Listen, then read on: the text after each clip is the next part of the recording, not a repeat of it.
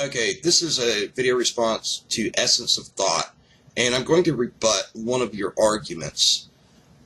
The fact that you tried to exaggerate the word theory by the application of the word science to it pretty much indicates that you're being irrational.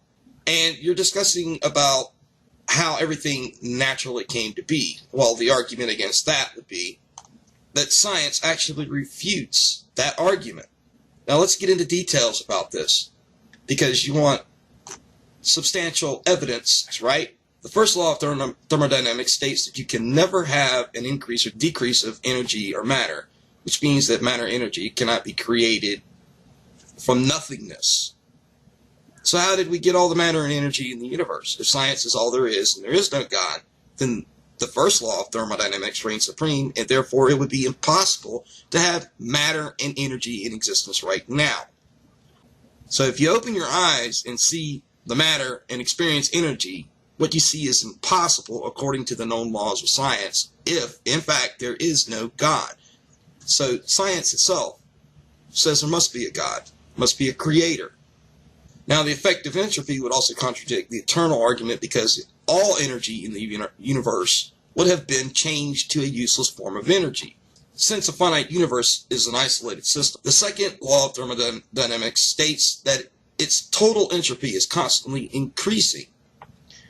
It has been speculated since the 19th century that the universe is fated to a heat death, in which all energy ends up as a homogeneous distribution of thermal energy, which means that it's changed into a useless form of heat energy, so that no more work can be extracted from any source. So if the universe can be considered to have generally increasing entropy, the increase because of gravity causes dispersed matter to accumulate into stars, which collapse eventually into black holes. So basically, it has a fate due to the second law of thermodynamics of entropy. So that actually proves that all of energy in the universe will be used up and changed, not destroyed, but changed into a useless form of energy. There's one thing people like to argue, well, that's only if we're in a closed system. Well, that's not exactly true. Now, in the natural sciences, an isolated system, in a physical system without any external change, neither matter nor energy can enter or exit, but only can move around inside. Truly isolated systems cannot exist in nature other than possibly the universe itself, and they are thus hypothetical concepts only. It obeys in particular to the first conservation laws. Its total energy mass stays constant, which is in contrast with the first law of thermodynamics, which states that energy and matter cannot be created or destroyed. So the concept of an isolated system can serve as a useful model approximating many real-world situations. It's an acceptable idealization used in constructing mathematical models of certain natural phenomena. The sun and the planets in our solar system and the proton and electron and hydrogen atom are often treated as isolated systems. But from time to time, a hydrogen atom will interact with electromagnetic radiation and go to an excited state.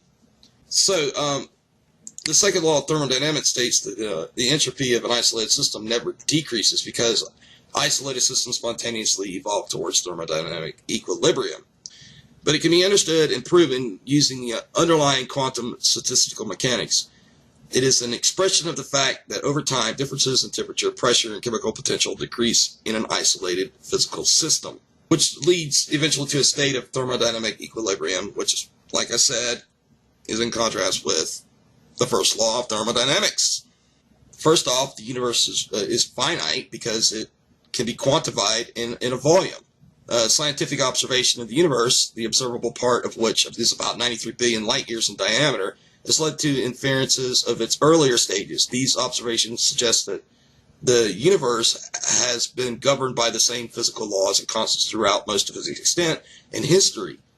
And the Big Bang Theory, is which all of this is being applied to, about what you're discussing, is the prevailing cosmological model that describes the early development of the universe, which is, in physical cosmology, is believed to have occurred about 13.77 billion years ago.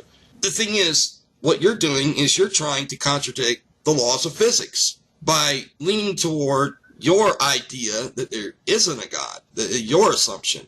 But your assumption violates the laws of physics. If atheists are all about science, then how come you're using Occam's razor and leaning towards an idea that is the easiest explanation, which many of you say that our assumption is the easiest explanation, but it's not. It's actually supported by science, and your explanation is not. So could you please explain that? You know, I think personally that you are actually operating on bigotry, being so that it is that you have a history of making videos attacking religion and religious beliefs, along with another person, Griffin, but she did the same thing. Tell me, how does your bigotry validate your argument? Can you tell us that too?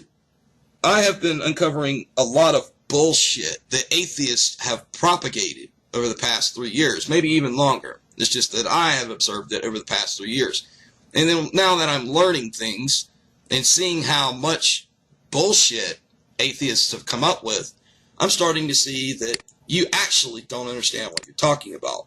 So if you have anything else to discuss on the matter, I suggest that you stop being illogical and think about what you're saying. Because what you're doing is very hypocritical, because many atheists have already condemned religious people for using Occam's razor. And now that we're being technical about our arguments, I want to see just one of you explain your way out of this one.